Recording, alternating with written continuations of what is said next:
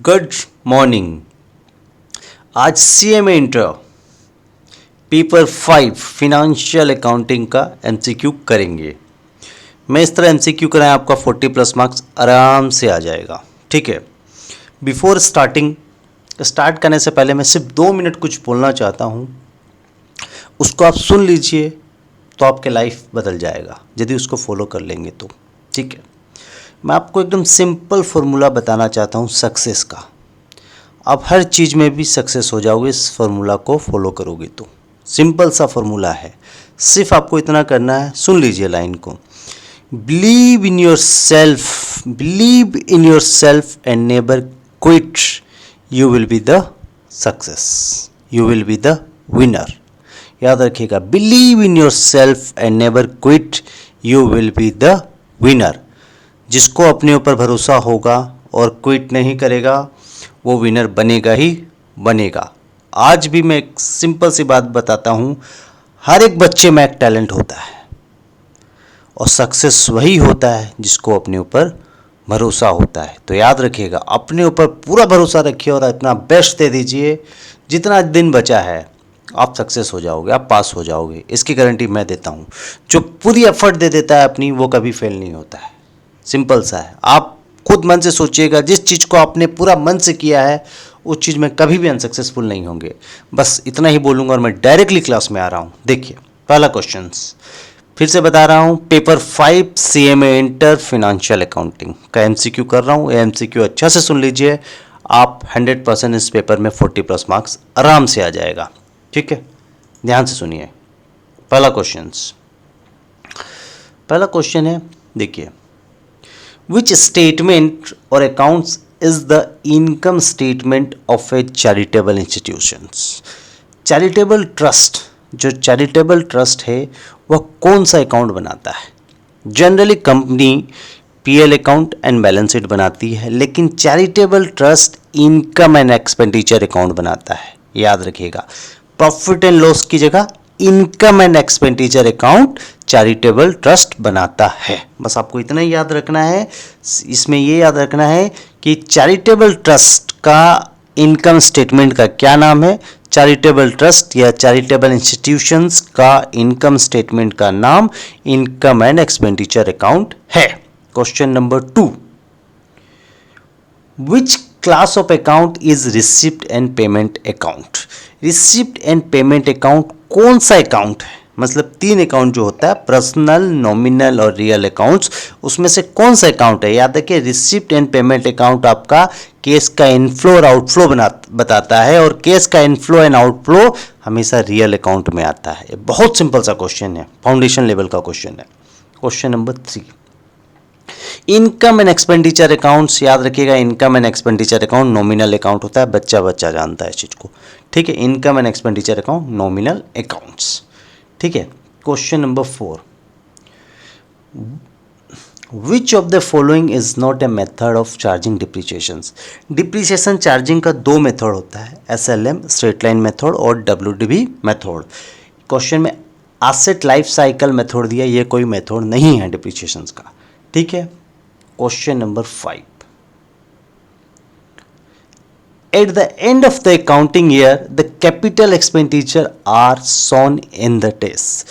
Capital expenditure कहाँ दिखता है बैलेंस शीट में? आगे जानिए कि कैपिटल एक्सपेंडिचर क्या है।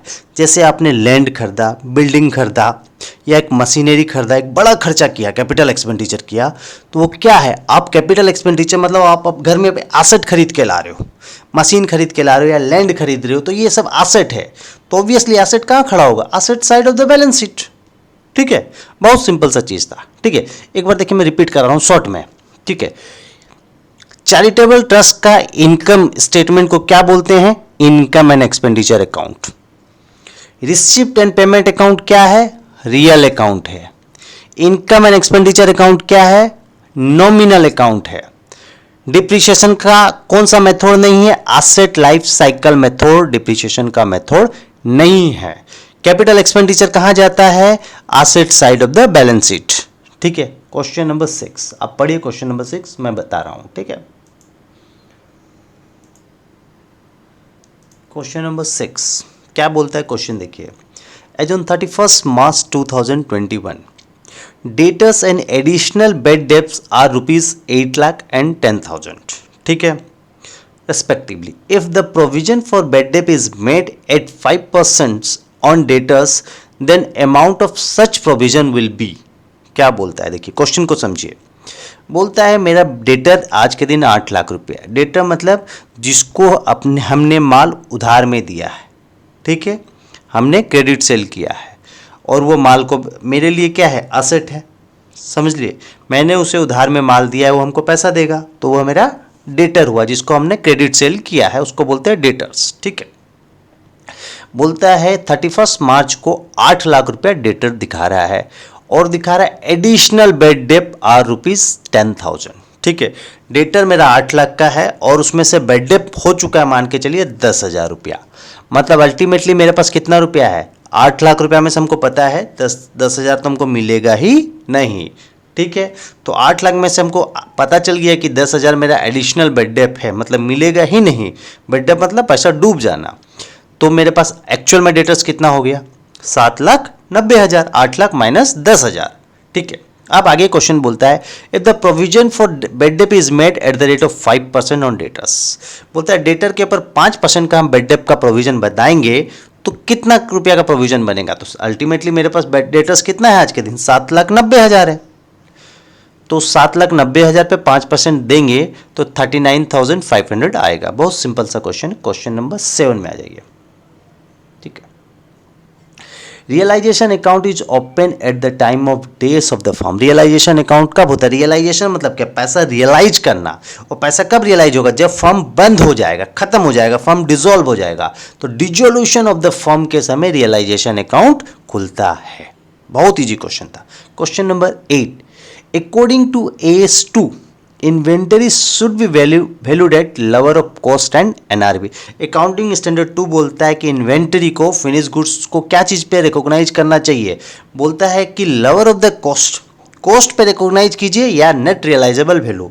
मतलब हम 10 रुपये का माल बनाएं, ठीक है, आज मेरा कॉस्टिंग पड़ा 10 रुपया में, लेकिन बोलता है अकाउंटिंग स्टैंडर्ड 2 बोलता है कि आप 10 रुपया को कितना रुपया में बेच पाओगे, रियलाइज कर पाओगे। सपोज मैं 10 रुपया का माल को मैं 6 रुपया में ही मैक्सिमम बेच पाऊंगा, तो उसको हम रिकॉर्ड 6 रुपया में ही करना चाहिए हमको। अकाउंटिंग स्टैंडर्ड 2 बोलता है लवर ऑफ द कॉस्ट और net realisable value.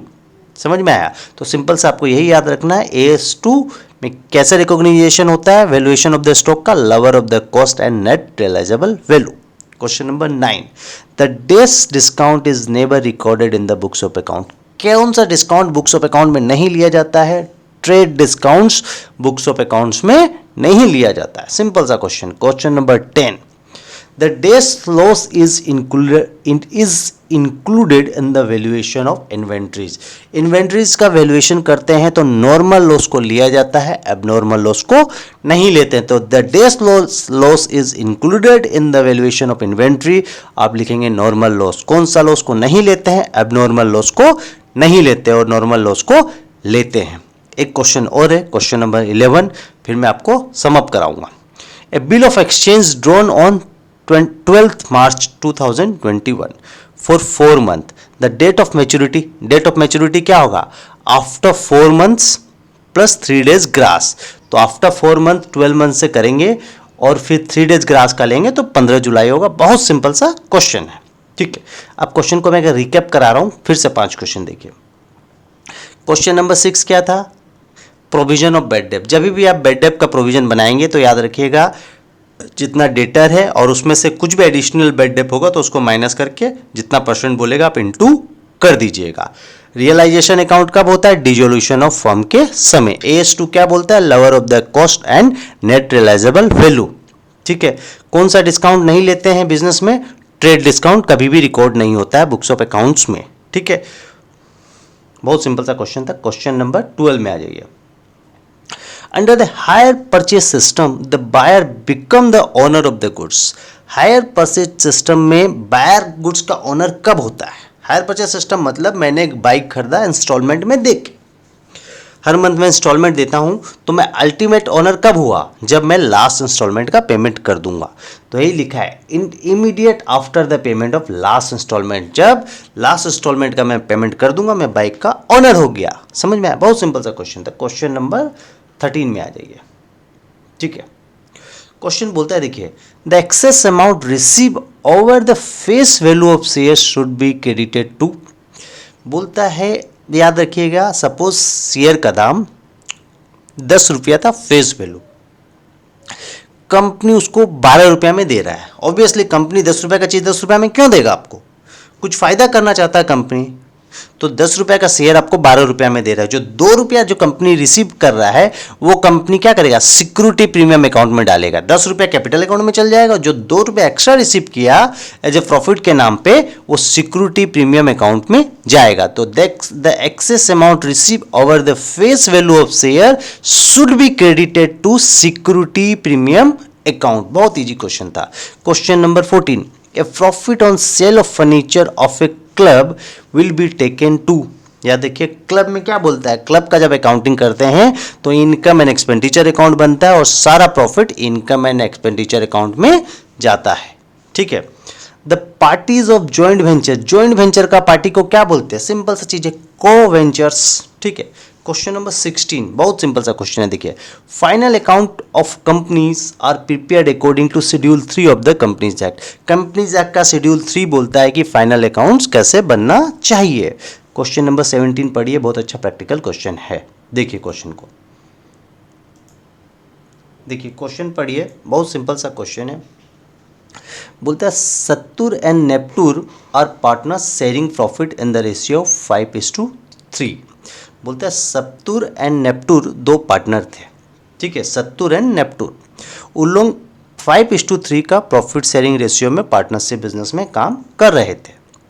They admit Jupiter giving him 3/10 share of profit. ठीक है, अभी पार्टनरशिप फर्म में 2 पार्टनर है, सत्तूर एंड नेप्टूर। ठीक है, वो लोग प्रॉफिट शेयरिंग रेशियो ले रहे हैं 5:3। वो एडमिट करते हैं जुपिटर को 3/10 of the sharing profit sharing ratio में। ठीक है, बोलता है, if Jupiter acquire 1/5 share from Saturn and 1/10 share from Neptune, new profit sharing ratio क्या होना चाहिए। सिंपल सा क्वेश्चन बोलता है, देखिए, सत्तूर एंड नेप्टूर 2 पार्टनर थे। ठीक है, उन्होंने एक नया पार्टनर को एडमिट किया जिसका नाम था जुपिटर।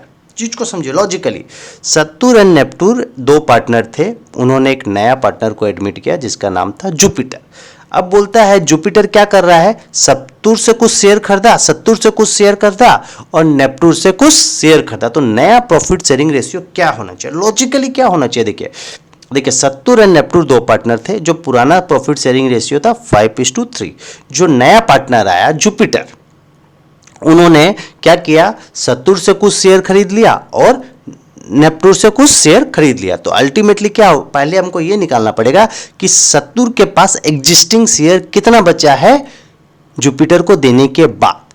ठीक है, और नेप्टूर के पास कितना शेयर बचा है जुपिटर को देने के बाद। तो अल्टीमेटली क्या होगा, सत्तूर का जो शेयर था ऑलरेडी जो शेयरिंग रेशियो है उससे हम माइनस कर देंगे जो जुपिटर ने खरीद लिया है, और नेप्टूर के पास जो प्रॉफिट शेयरिंग रेशियो है उससे हम लोग माइनस कर देंगे जो जुपिटर ने खरीद लिया है। तो जो अल्टीमेटली जो एग्जिस्टिंग बच जाएगा वो सत्तूर का हो जाएगा, और जो एग्जिस्टिंग बच जाएगा नेप्टूर का हो जाएगा, और जुपिटर ने जो खरीदा वो हो गया। तो अल्टीमेटली प्रॉफिट शेयरिंग रेशियो तीनों का ऐसे निकाल लिया जाएगा। क्वेश्चन को देखिए, अब मैं एक्सप्लेन कर रहा हूँ प्रैक्टिकल। देखिए, जो पुराना प्रॉफिट शेयरिंग रेशियो है 5:3, अच्छा से देखिए, पुराना प्रॉफिट शेयरिंग रेशियो है 5:3। ठीक है, जुपिटर क्या कर रहा है, 1/5 खरीद रहा है सत्तूर से एंड 1/10 कर रहा है नेप्टूर से। ठीक है, 1/5 खरीदा सत्तूर से एंड 1/10 खरीदा नेप्टूर से।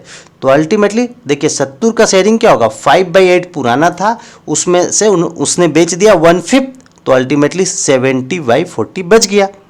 और नेप्टूर का क्या हो गया, नेप्टूर का क्या था 3/8 पहले था, उसमें से उसने बेच दिया 1/10, तो अल्टीमेटली 22/80 बचा। अब देखिए इस 22/80 को हमको पहले वाला के साथ कंपेयर करना पड़ेगा, मतलब इस नीचे वाला को 40 बनाना पड़ेगा। तो नीचे वाला को जब हम 40 बनाएंगे तो किससे डिवाइड करना पड़ेगा, 2 से। तो ये पूरा इक्वेशन को 2 से डिवाइड कर देंगे तो 11/40 आ जाएगा, इसके इक्विवेलेंट में आ गया। अब ये दोनों का, यदि ये दोनों का जो शेयर बेच दिए, जो हिस्सा बेच दिए, उसके बाद जो बता क्या एग्जिस्टिंग होल्डिंग बचा, तो एग्जिस्टिंग होल्डिंग इसका 70/40 और इसका 11/40। तो देखिए टोटल 40 में से ये 17 ले जाएगा और 40 में से 11 ले जाएगा, तो अल्टीमेटली बचा क्या, 40 में से 12 ही बचा ना। 40 - 17, 40 - 11 equal to 12।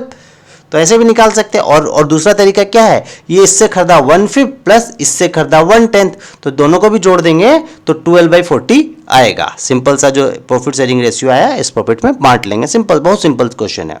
Question number 18, profit prior to incorporation is transfer to capital reserve. याद रखिए, इनकॉर्पोरेशन से पहले का यदि कोई प्रॉफिट होगा तो वो कैपिटल रिजर्व का पार्ट होगा, इनकॉर्पोरेशन के बाद में होगा तो रेवेन्यू रिजर्व का पार्ट होगा, और इनकॉर्पोरेशन से पहले होगा तो कैपिटल रिजर्व का पार्ट होगा। ठीक है। क्वेश्चन नंबर 19 देखिए, बहुत सिंपल सा क्वेश्चन, एकदम लॉजिक को इंट्रोड्यूस करेंगे तो क्वेश्चन आप बना देंगे। If the current ratio is 2.4:1, company का करेंट रेशियो है 2.4:1 and net working capital is 3.5 lakh रुपया, then the amount of current asset कितना होना चाहिए पूछ रहा है। देखिए करेंट रेशियो क्या होता है, current asset divided by current liabilities. ठीक है, तो देखिए current asset divided by current liability, यहाँ 2.4 होगा, गलती से एरर हो गया, 2.2 लिखा है, इसको 2.4 पकड़िए। 2.4 divided by 1 equal to current ratio है, तो 2.4 divided by 1 is current ratio. अब याद रखिएगा यहाँ x पकड़ लीजिए इसको। ठीक है, अब देखिए वर्किंग कैपिटल का फॉर्मूला क्या है, current asset minus current liabilities. तो वर्किंग कैपिटल क्वेश्चन में 3.5 लाख रुपया दिया है, तो current asset minus current liability equal to 3.5 lakh रुपया। ठीक है, अब देखिए तो इसको हम 2.4 है, करेंट एसेट को x पकड़ लिए, करेंट लायबिलिटीज को, इसको 2.4 है तो करेंट एसेट को हम 2.4x पकड़ लिए और करेंट लायबिलिटी को x पकड़ लिया 1x, तो to current asset minus current liability मतलब 1.4x इक्वल टू 3.5 लाख रुपया। तो x का जब वैल्यू निकालेंगे तो 3.5 लाख डिवाइडेड बाय 1.4 मतलब 2.5 लाख रुपया। तो x क्या हो गया, करेंट लायबिलिटी है, 1 इक्वल टू करेंट लायबिलिटी, तो current liability equal to 2.5 lakh. अब x का वैल्यू निकल गया तो 2.4x क्या करेंगे, x इंटू 2.4, 6 लाख रुपया। बहुत सिंपल सा क्वेश्चन है, 6 लाख रुपया निकाल दिया। सिर्फ आपको जैसे वर्किंग कैपिटल का फॉर्मूला से ही निकल जाएगा, 2.4x minus 1x, current asset को 2.4x पकड़ लिया, करेंट लायबिलिटी को 1x पकड़ लिया, उसे निकाल दिए हैं। क्वेश्चन नंबर 20 पढ़िए, बहुत सिंपल सा क्वेश्चन है। देखिए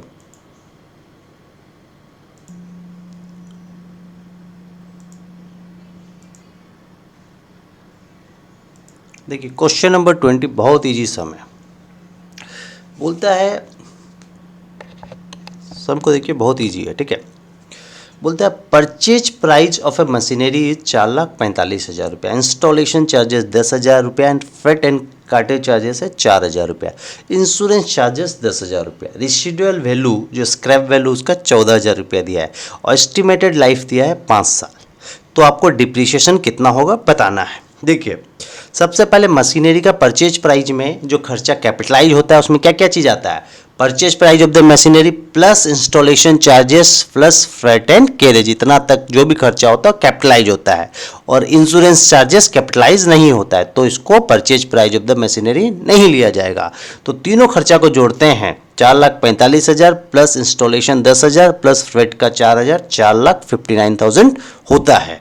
अब डिप्रिसिएशन क्या निकालेंगे, स्ट्रेट लाइन मेथड क्या बोलता है कि मेरा जो purchase price of the machinery है minus scrap value divided by number of years, यही फॉर्मूला है।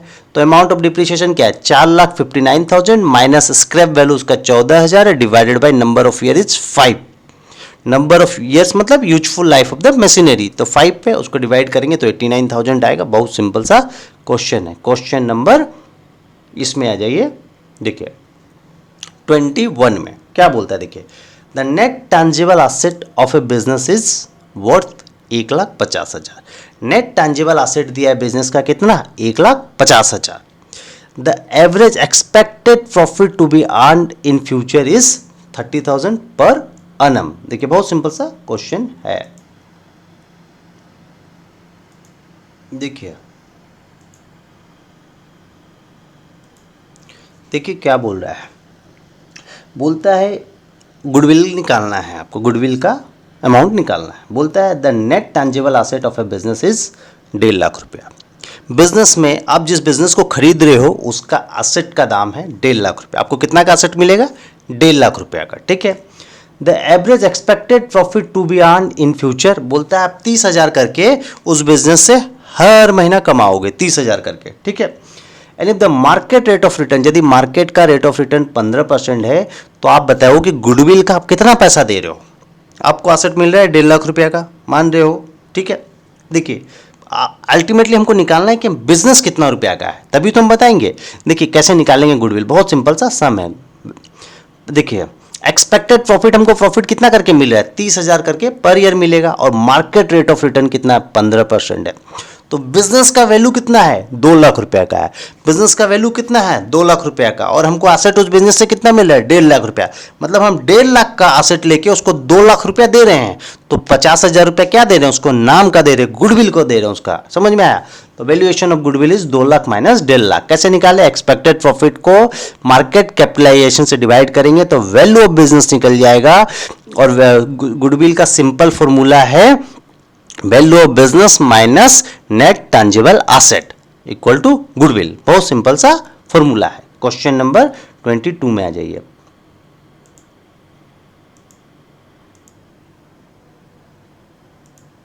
क्वेश्चन नंबर 22, प्रॉफिट और loss on revaluation is share among the partners. Revaluation का प्रॉफिट एंड लॉस पार्टनर के बीच में किस रेशियो में शेयर होता है? ऑल प्रॉफिट शेयरिंग रेशियो, ठीक है। प्रॉफिट और loss on revaluation is shares among the partner in all profit sharing ratio. Depreciation is an item of, सबको पता है डिप्रिसिएशन एक खर्चा है, एक्सपेंडिचर है, ठीक है। Revaluation profit and loss all profit sharing ratio. Depreciation क्या है? एक्सपेंडिचर है। Bank account is A personal account, ये सब जानते हैं। Receipt and payment account is a real account in nature. Receipt and payment account real account है। Bank account क्या है? पर्सनल अकाउंट है। डिप्रिसिएशन क्या है? खर्चा है। समझ में आया? रिसिप्ट एंड पेमेंट क्या है? रियल अकाउंट है। Unclaim dividend appear under the head of days in the balance sheet. Unclaim dividend क्या है? लायबिलिटीज है मेरा। समझ में आया? सिंपल सा चीज है, लायबिलिटीज है। क्वेश्चन नंबर 27, हमको तो पेड करना ही पड़ेगा शेयर होल्डर को, तो लायबिलिटी है अनक्लेम डिविडेंड, ठीक है। 27, which of the following item is shown in the income and expenditure account. Income and expenditure account में रेवेन्यू नेचर का आइटम आता है, बहुत सिंपल है। Only item of revenue nature pertaining to the period of account. उस period का revenue nature का account, revenue nature का खर्चा और इनकम एंड एक्सपेंडिचर अकाउंट में आता है। Question number 28, a heavy revenue expenditure which help to generate revenue over more than one accounting year is termed as deferred revenue expenditure।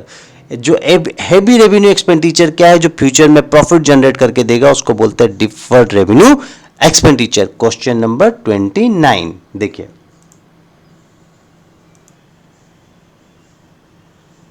देखिए, question number 29 is very easy sum. बोलता है during the year 96,000 was debited as salary in the income expenditure account, ठीक है। 96,000 का salary debited हुआ मेरा income and expenditure account में। There was outstanding on salary account at the beginning and at the end of the year where 12,000 मेरा opening outstanding था and closing outstanding कितना है? 15,000 है। मतलब क्या है? और 3,000 का पैसा हमने सैलरी के नाम पे दिया नहीं। आउटस्टैंडिंग मतलब पैसा देना बाकी है। ओपनिंग में 12,000 दिखा रहा था लेकिन क्लोजिंग में 15,000 दिखा रहा है, मतलब 3,000 का और हमने सैलरी का पेमेंट नहीं किया है। तो the amount of salary paid, ultimately salary payment कितना किया? 96,000 का सैलरी बुक हुआ था टोटल एम्प्लॉय का, उसमें से हमने 3,000 का पेमेंट नहीं किया है। तो 96,000 माइनस 3,000, 93,000 का हमने टोटल सैलरी पेड किया है। बहुत सिंपल सा सर्विस, सिंपल था, ठीक है। टोटल सैलरी बुक हुआ 96,000 का और 3,000 का बाकी है देना, तो अल्टीमेटली 93,000 का हमने सैलरी पेमेंट किया है। Question number 30,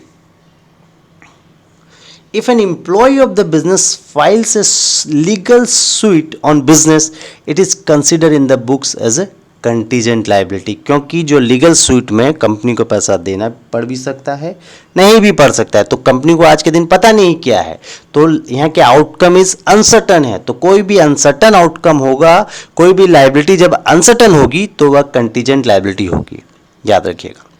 question number 31, accommodation bill is drawn when both parties are in needs of fund। बहुत सिंपल सा चीज है। Question number 32, provision for bad and doubtful डेब्ट इज ए पर्सनल अकाउंट। याद रखिएगा, लाइबिलिटी का जो अकाउंट होता है हमेशा पर्सनल अकाउंट ही होता है। क्वेश्चन नंबर 33 देखिए, क्वेश्चन नंबर 33 देखिए, बहुत सिंपल सा क्वेश्चन बोला है।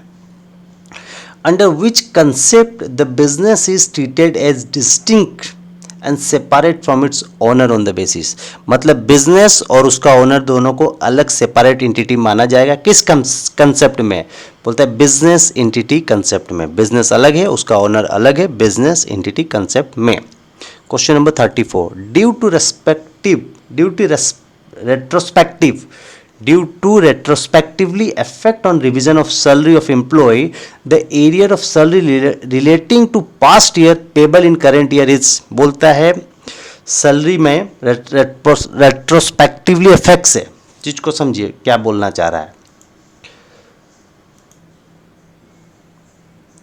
देखिए क्या बोलना चाह रहा है, सिंपल सा बोलता है क्या होता है, एम्प्लॉय का सैलरी, बोलता है कि आज एम्प्लॉय का सैलरी सपोज बढ़ा दिया गया, 10,000 सैलरी था किसी एम्प्लॉय का, आज के दिन 2021 में बोलता है कि सैलरी 15,000 कर दी है, लेकिन 15,000 कब से किए, आज 2021 में बढ़ा है, लेकिन बोलता है कि आपको जो इंक्रीजिंग सैलरी है 2020 से मिलेगा, मतलब रेट्रोस्पेक्टिवली इफेक्ट से मिलेगा, मतलब पुराना ईयर से मिलेगा। तो यह जो सैलरी बढ़ा यह क्या है, एक ऑर्डिनरी आइटम है, बट ये तो ऑर्डिनरी आइटम है बट सेपरेट डिस्क्लोजर होगा, क्योंकि कोई भी आज के दिन पुराना ईयर का सैलरी बढ़ा देगा तो इसको ऑर्डिनरी आइटम मानेंगे, कोई दिक्कत नहीं, एक्स्ट्रा ऑर्डिनरी आइटम नहीं है, ऑर्डिनरी आइटम है, लेकिन इसका सेपरेट डिस्क्लोजर होगा। समझ में आया?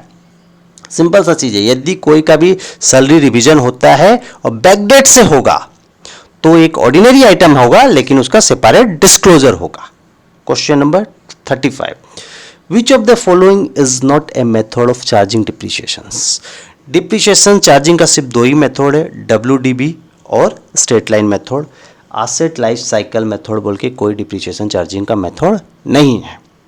Creditor ledger adjustment account is open in, simple सा जनरल लेजर में ओपन होगा। ठीक है। Question number 37, advertisement expenses are apportioned among department in the proportion of. Advertisement का खर्चा जो है सेल्स डिपार्टमेंट, जो अलग अलग सेल्स डिपार्टमेंट है उसके बीच में प्रोपोर्शनेट होता है, सेल्स ऑफ ईच डिपार्टमेंट, याद रखिएगा।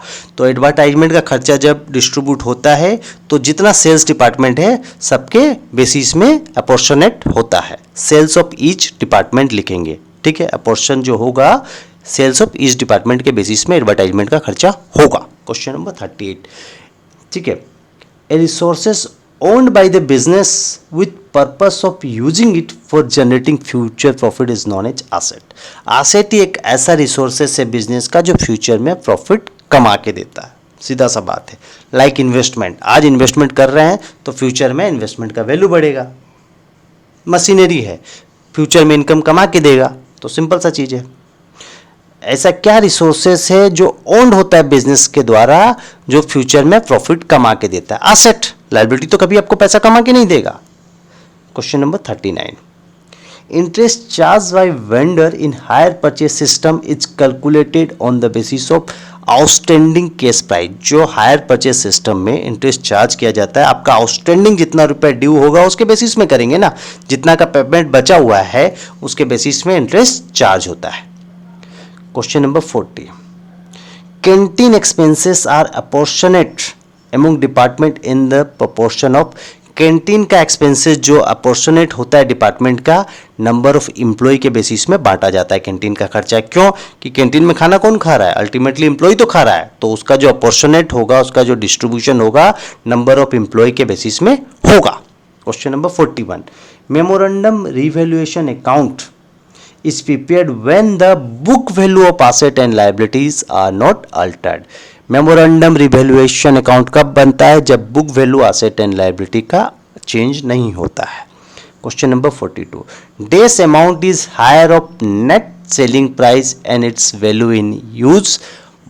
फेयर मार्केट वैल्यू सीधा सा लिख दीजिएगा. फेयर मार्केट वैल्यू क्या है? हायर है नेट सेलिंग प्राइस का और वैल्यू इन यूज का, विच एवर इज हायर जो रहता है उसको बोलते हैं fair market value. The amortisation of amount of software commence from the date. बोलता है आप एक सॉफ्टवेयर खरीदे, उसका खर्चा माने अपना पीएल अकाउंट में कब एमोटाइज करेंगे? जब हम सॉफ्टवेयर को यूज कर पाएंगे.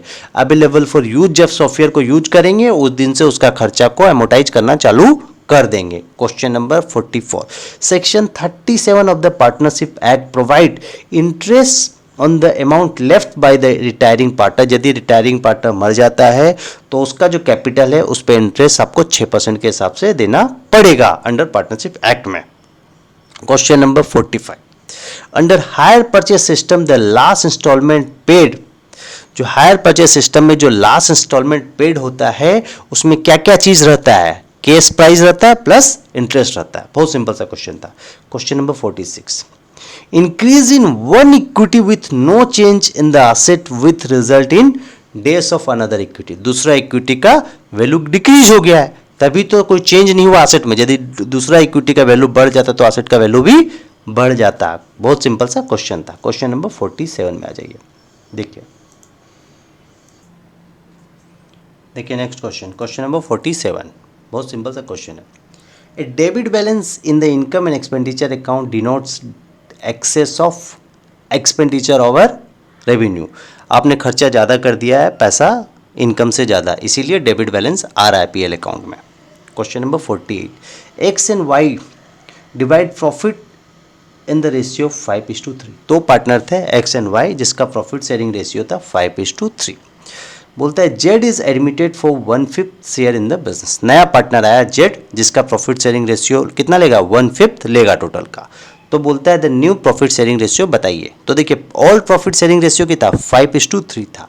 जेड एक नया पार्टनर आया, बोला हम 1/5 शेयर लेंगे. तो अब देखिए जेड 1/5 ले रहा है तो अल्टीमेटली बचा कितना? Total profit sharing ratio suppose 1 है, माइनस जेड लेगा 1/5 तो अल्टीमेटली बचा 4/5 शेयर बचा. अब जेड का तो 1/5 फाइनल हो गया. अब इन लोग 4/5 लेगा तो 4/5 को जो पुराना प्रॉफिट शेयरिंग रेशियो उसमें बांट देंगे. तो 4/5 इंटू 5/8, 4/5 इंटू 3/8 तो आया 12/40, 20/40 और 12/40 किट का सब्जी है. तो 40 में से ये 20 ले लिया, 40 में से ये 12 ले लिया, तो अल्टीमेटली 40 में से बचा कितना? 8 इसको दे देगा. ठीक है, तो अल्टीमेटली 20, 12, 8 आया. उसको आप फर्दर तोड़ेंगे तो आ जाएगा 5, 5, 3, 2. 4 से डिवाइड कर देंगे सबको तो 5, 3, 2 आ जाएगा. 5, 3, 2 आ गया. ठीक है, सिंपल सा फंड है. देखिए इसमें क्या करना है, पूरा जो नया पार्टनर आया 1/5 उसको दे दिए, जो रिमेनिंग बचा उसको ऑल शेयरिंग में बांट देंगे, आ जाएगा answer. Question number 49. When interest on debentures become due it will be credited to on debenture accounts. बहुत सिंपल सा क्वेश्चन है. Question number 50. Under instalment system of purchase interest suspense account is debited with. किस चीज़ को interest suspense में debit करते हैं? The difference between instalment price and cash price. याद रखिए, under instalment system of purchase interest suspense account is debited with. Interest suspense account जो debited करते हैं उसमें क्या चीज़ का डिफरेंस आता है? Instalment price and cash price का डिफरेंस आता है. बहुत सिंपल सा क्वेश्चन है. देखिए नेक्स्ट क्वेश्चन, क्वेश्चन नंबर 51. एक company can not redeem preference share unless they are fully paid up. Preference share कब रिडीम होंगे? जब वो फुल्ली पेड अप होंगे. पार्टली प्रेफरेंस शेयर कभी भी रिडीम नहीं होते हैं. Question number 52. Selling commission is apportion among department in the ratio of sales of each department. Selling commission किसके बेसिस में वो होगा? अपोर्शन होगा सेल्स रेशियो के बेसिस में. बहुत कॉमन सा लॉजिक है. Question number 53. By product should be valued at level of cost and net realisable value. Simple चीज है. Question number 54. When minimum rent is more than royalty the amount payable to landlord is the short working. Simple चीज है. Question number 55, when hire vendor Renox मतलब receive the profit on the basis of installment received, the method is known as receive basis. जब receive basis में instalment के receive basis में profit recognise कर रहा है तो उसको रिसीव बेसिस प्रॉफिट मेथड बोलेंगे. Question number 56, profit on revaluation of asset on the admission of new partner is to be credited to the old partners in their old profit sharing ratio. बहुत simple सा चीज है, ठीक है. देखिए क्या बोलता है कि रिवैल्यूएशन ऑफ एसेट के कारण फर्म को कुछ प्रॉफिट हुआ, एक नया पार्टनर आया उसके कारण रिवैल्यूएशन ऑफ एसेट हुआ और उससे कुछ प्रॉफिट हुआ, तो उसका जो प्रॉफिट क्रेडिट होगा पुराना पार्टनर के अकाउंट में उसका पुराना प्रॉफिट शेयरिंग रेशियो के बेसिस में होगा.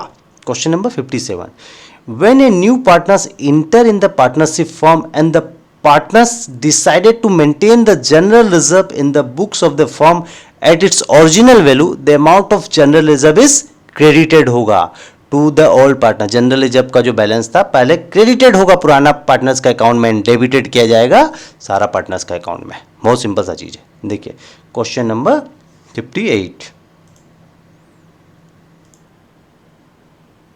देखिए question number 58, excess of hire purchase price over days is treated as hire purchase charges.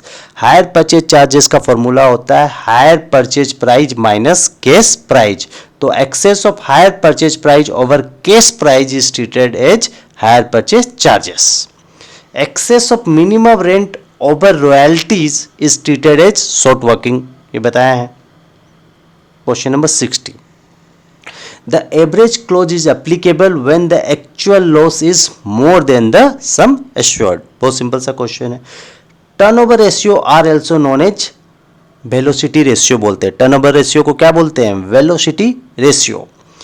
In the absence of an agreement among the partner, loan given by a partners to the firm will be at interest rate.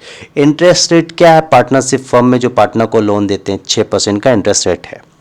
Depreciation accounting is a process of, depreciation का accounting जो है process है allocations का, ठीक है. Depreciation accounting is a process of allocations. Question number 64, which of the following is a capital expenditure. Capital expenditure क्या है? Freight and cartridge on purchase of new machinery.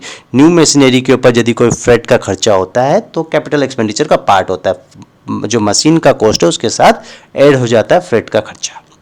S10 is related to, S10 क्या चीज है? क्या चीज को बोलता है? प्रॉपर्टी प्लांट एंड इक्विपमेंट को बोलता है. Question number 66, transfer to capital redemption reserve is not allowed from profit prior to incorporation. यदि प्रॉफिट प्रायर टू इनकॉर्पोरेशन होगा तो कैपिटल रिडम्पशन रिजर्व में ट्रांसफर नहीं होगा. Question number 67, goodwill in case of joint stock company shown under asset side under the heading.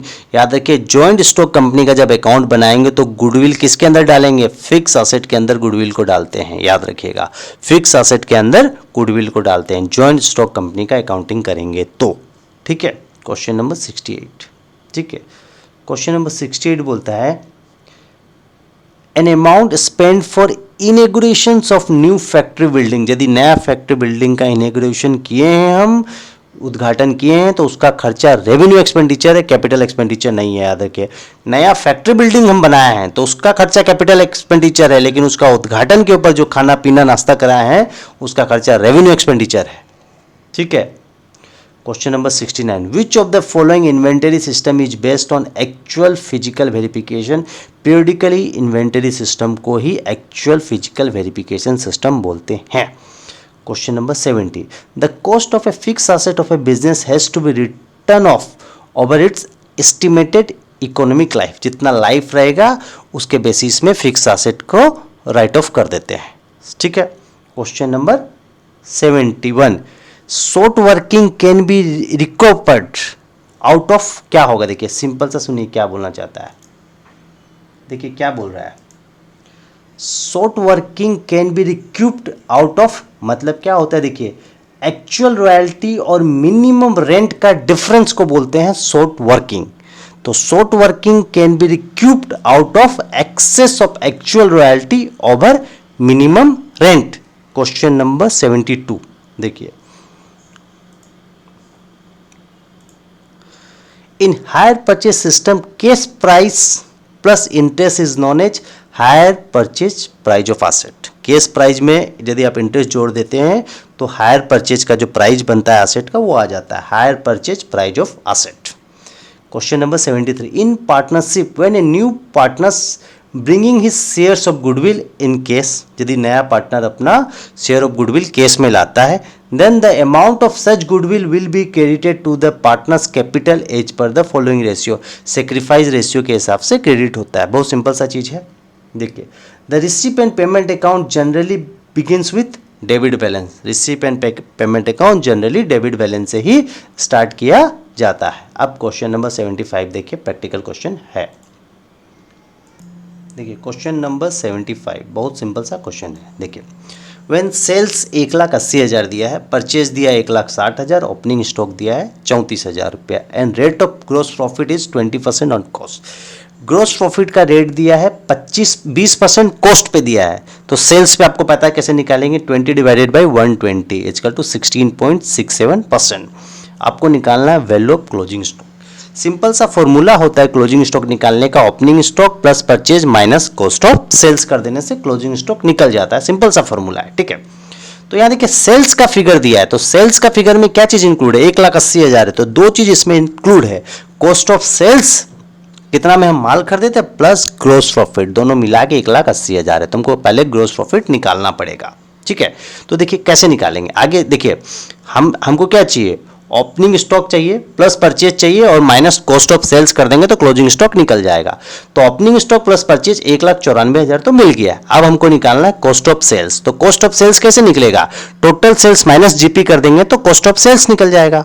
अब तो GP क्या है, जीपी बोलता है 20% ऑन कॉस्ट, तो मेरे पास तो सेल्स दिया है तो 16.67% ऑन सेल्स हो जाएगा। तो टोटल सेल्स 1,80,000 दिया है, जीपी 16.67% करेंगे तो 30,30,000 का ग्रोस प्रॉफिट निकल जाएगा। तो कॉस्ट ऑफ सेल्स क्या होगा, total sales minus GP equals to 1.5 lakh, और ओपनिंग स्टॉक प्लस परचेज हो गया 1,94,000, उसमें से कॉस्ट ऑफ सेल्स माइनस कर देंगे 1.5 लाख, तो आ जाएगा क्लोजिंग स्टॉक। बहुत सिंपल सा क्वेश्चन है। क्वेश्चन नंबर 76 बोलता है goods are transfer from department X to department Y at a price so as to include a profit of 33.33% on cost. बोलता है 33.33% कॉस्ट पे दिया है। If the value of closing stock of the department is इतना 18,000 दिया है, तो देखिए सीधा सा बोलता है प्रॉफिट ऑन कॉस्ट दिया है 33.33%, तो प्रॉफिट ऑन सेल्स क्या होगा 25% होगा। सीधा सा बात है, इस 18,000 का 25% कर देंगे 4,500 रुपया आ जाएगा प्रॉफिट, ठीक है। तो then the amount of stock reserve on closing stock will be, सीधा सा 45,000 पे 25% कर देंगे। बहुत सिंपल सा चीज है। Dual concept in accounting equation क्या है, capital plus liability equal to asset. ये डुअल कंसेप्ट है अकाउंटिंग का। अकाउंटिंग का डुअल कंसेप्ट क्या है, capital plus liability equal to asset, ठीक है। अब आ जाइए नेक्स्ट क्वेश्चन में। देखिए नेक्स्ट क्वेश्चन है question number 78, compensation paid to employ who are retrench is this expenditure. ये आपको पता है रेवेन्यू एक्सपेंडिचर होता है, ठीक है। Question number 78, this is the amount by which minimum rent exceed the actual rent short working, ये बता चुके हैं। क्वेश्चन नंबर 79 देखिए, पढ़िए, बहुत सिंपल सा क्वेश्चन है। देखिए नेक्स्ट क्वेश्चन है question number 79, a firm employed 2 lakh as capital, capital employed दिया है 2 lakh and the normal rate of return is 10%, normal rate of return दिया है 10%। If the firm makes an average profit of rupees 30,000 per year, the value of goodwill by considering it as the purchase of 3 years super profit will be। Goodwill का value निकालना है। Capital employed दिया है 2 lakh, normal rate of return दिया है 10%, average profit दिया है 30,000 और सुपर प्रॉफिट के लिए 3 साल का गुडविल कैलकुलेशन लेंगे। तो देखिए सुपर प्रॉफिट फॉर्मूला में बोला गया है, ठीक है। सबसे पहले आपको सुपर प्रॉफिट निकालना पड़ेगा। सुपर प्रॉफिट को नंबर ऑफ ईयर से इनटू करेंगे तो गुडविल निकल जाएगा। तो सुपर प्रॉफिट का सिंपल सा फॉर्मूला है average profit minus capital employed into normal rate of return. तो एवरेज प्रॉफिट कितना दिया है 30,000 माइनस नॉर्मल प्रॉफिट जो है, नॉर्मल प्रॉफिट क्या करेगा, capital employed 2 lakh into normal rate of return 10%, तो 20,000, तो 30,000 माइनस 20,000 आ गया सुपर प्रॉफिट 10,000। सुपर प्रॉफिट में नंबर ऑफ ईयर इंटू करेंगे 3, तो 30,000 इज गुडविल। बहुत सिंपल सा क्वेश्चन था। Question number 80, goods are sent to the branch at cost plus 25%, the loading on invoice price बोलता है कॉस्ट पे बोलता है 25% होगा, तो सेल्स पे कितना परसेंट होगा? 25 डिवाइडेड बाय 125, 20%। बहुत सिंपल सा क्वेश्चन है। Question number 81, dual concept in accounting result in the following equation. Dual concept in accounting का इक्वेशन बोलता है capital plus liability equal to asset. Question number 82, under which of the following heads its claim against a company not acknowledge as डेप्ट। Company के against claim है लेकिन उसको आप डेप्ट नहीं मान सकते, अनसर्टेनिटी है, कंटीजेंट लायबिलिटी। बहुत सिंपल सा चीज है। Which of the following will be the highest amount. Highest amount क्या होता है? Authorise capital. याद रखिए, कंपनी जितना का ऑथराइज कैपिटल लेता है उसको हाईएस्ट अमाउंट बोलते हैं। हमेशा पेड अप कैपिटल से ज्यादा होता है। ऑथराइज कैपिटल मतलब कंपनी उतना कैपिटल इशू कर सकता है। जैसे कंपनी का ऑथराइज कैपिटल 5 लाख रुपया है तो कंपनी 5 लाख का शेयर इशू कर सकता है। माने हाईएस्ट कैपिटल उतना ही इशू कर सकता है जितना ऑथराइज कैपिटल रहेगा।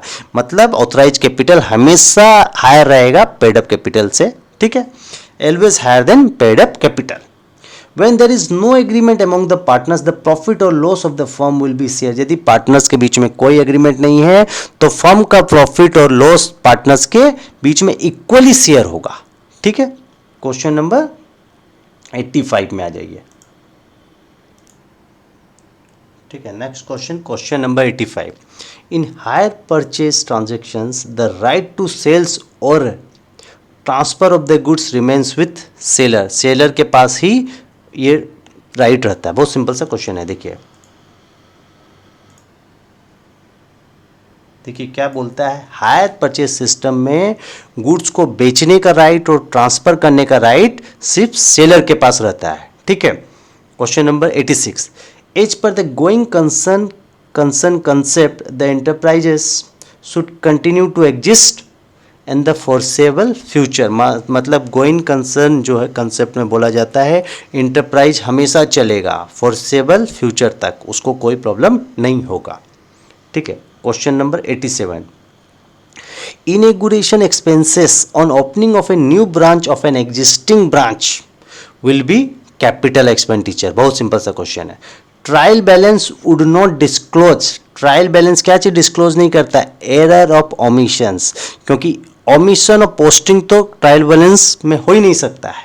ठीक है, तो याद देखिए, trial balance would not disclose error of omissions. ठीक है, डिस्क्लोज नहीं करता है ओमिशन का एरर। यदि पोस्टिंग का एरर होगा वो तो दिख जाएगा, और क्या चीज नहीं दिखेगा ट्रायल बैलेंस में? Error of omissions.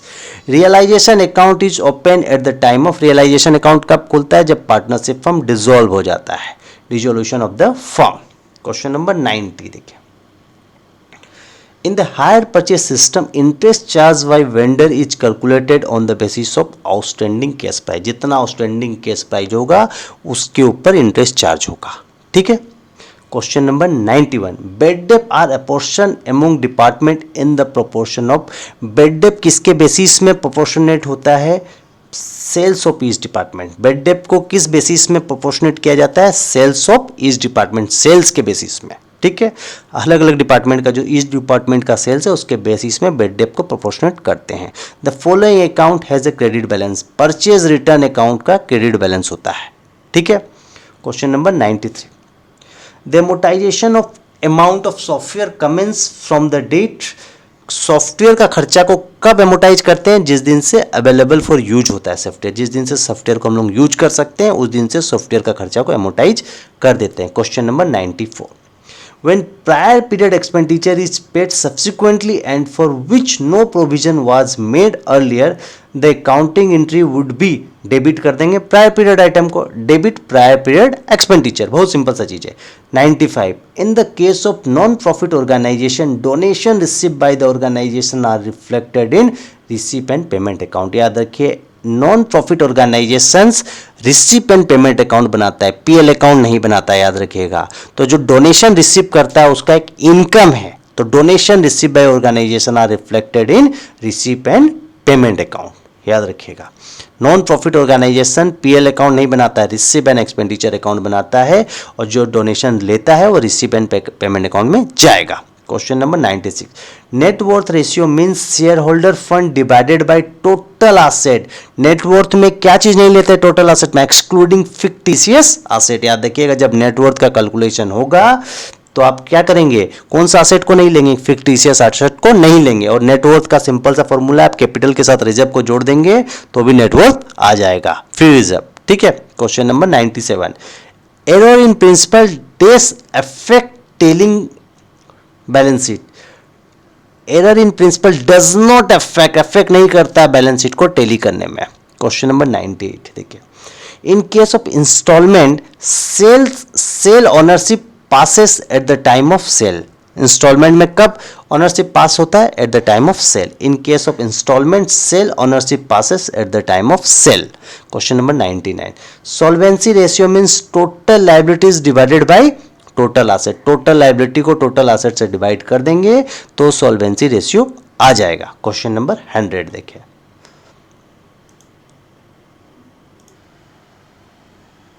देखिए क्या क्वेश्चन बोलता है। Question number 100, at the year and an amount outstanding for electricity consume during the year will be deal in the accounts for the year by following the accounting concept of. बोलता है क्या बोलता है समझिए, बोलता है मार्च महीने का, द अकाउंटिंग ईयर अप्रैल से मार्च में खत्म हो जाता है, तो मार्च महीना का जो इलेक्ट्रिसिटी बिल है वो तो आएगा अप्रैल में। तो बोलता है जब बुक्स ऑफ अकाउंट बनेगा, बुक्स ऑफ अकाउंट तो सितंबर में बनता है, तो क्या कीजिए आप जो इलेक्ट्रिसिटी का खर्चा है वो उस मार्च में ही बुक कर लीजिए, उसी पीरियड में बुक कर लीजिए। दो खर्चा आप अप्रैल में आ रहा है, बिल अप्रैल में आ रहा है, लेकिन उस पीरियड का जो खर्चा है उसको मार्च में ही बुक कर लीजिए, तो उसको बोलते हैं एक्रूअल कंसेप्ट।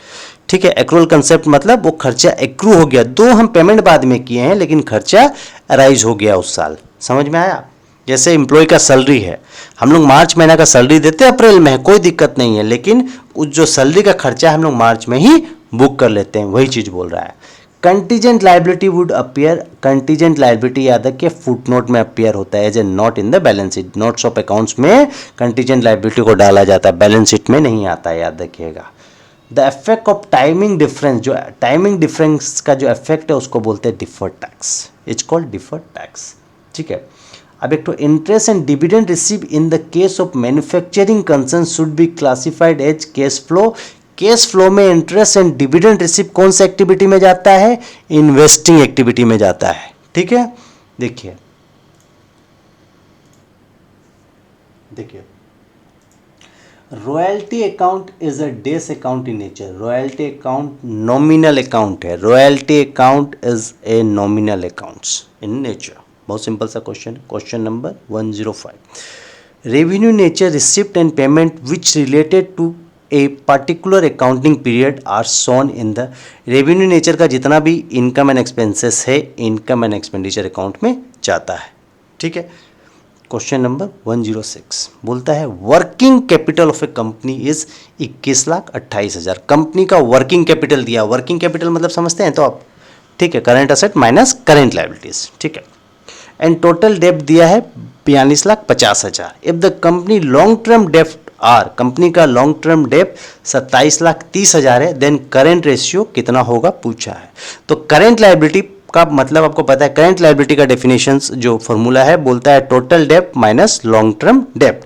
तो टोटल डेब्ट देखिए 42,50,000 दिया है, उससे लॉन्ग टर्म डेब्ट जो है 27,30,000 माइनस कर देंगे तो 15,20,000 आ जाएगा। हमको निकालना है करंट रेशियो। करंट रेशियो का सिंपल सा फॉर्मूला क्या है, करंट एसेट और करंट लायबिलिटी का डिवाइड कर देंगे करंट एसेट से करंट लायबिलिटी को, तो आपका वर्किंग कैपिटल आ जाएगा, आपका करंट रेशियो आ जाएगा। तो हमको करंट एसेट और करंट लायबिलिटी निकालना है। तो करंट लायबिलिटी का फॉर्मूला क्या है, टोटल डेब्ट माइनस लॉन्ग टर्म डेब्ट। तो टोटल डेब्ट से लॉन्ग टर्म डेब्ट को माइनस किया तो 15,20,000 आ गया, ये आ गया मेरा करंट लायबिलिटीज। अब हमको निकालना है करंट एसेट। तो करंट एसेट का सिंपल सा फॉर्मूला है working capital plus current liabilities. ठीक है।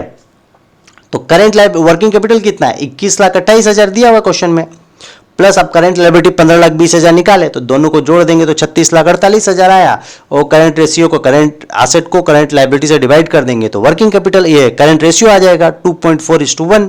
सिंपल सा क्वेश्चन है।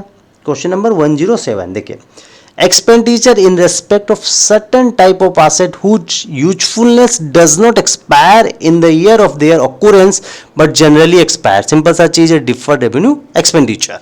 Question number 108. The main object of average clause contained in a fire insurance policy is to encourage full insurance and discourage under insurance. Simple सा चीज है, ये बताया गया है. क्वेश्चन नंबर 109 ये भी बता चुके हैं. Short working can be recouped out of, क्या होगा? शॉर्ट वर्किंग किसका डिफरेंस है? Actual royalty minus minimum rate का डिफरेंस को शॉर्ट वर्किंग बोलते हैं. Question number 1010. H per AS10 is applicable to which of the following asset? AS10 किसके ऊपर एप्लीकेबल है? Property plant and equipment. ऐसे AS9 किस पे एप्लीकेबल है? रेवेन्यू रिकॉग्निशन बोलता है. आगे पढ़ेंगे. Question number 111. Any change in the accounting policy relating to inventory which has a material effect in the current or later period should be disclosed. This is in accordance with the accounting principle of consistency बोलते हैं. Simple सा चीज है, बता चुके हैं इसको. Depreciation is a process of allocation. Depreciation क्या चीज का प्रोसेस है? एलोकेशन का प्रोसेस है. AS9 is related to revenue recognition. AS9 क्या चीज से रिलेटेड है? Revenue recognition. An amount spend in connection with obtaining a licence for starting the factory is capital expenditure. Factory को स्टार्ट करने के लिए हम लाइसेंस बना रहे हैं, वह मेरा एक तो कैपिटल एक्सपेंडिचर है, रेवेन्यू एक्सपेंडिचर नहीं है. याद रखिएगा, फैक्ट्री को चलाने के लिए एक लाइसेंस बना रहे हैं, फैक्ट्री लाइसेंस, वो मेरा कैपिटल एक्सपेंडिचर है. बहुत सिंपल सा क्वेश्चन है. Creditor ledger adjustment account is open in, simple सा है, general ledger. Receipt and payment account is a general ledger भी बोल सकते हैं इसको. और देखिए आगे,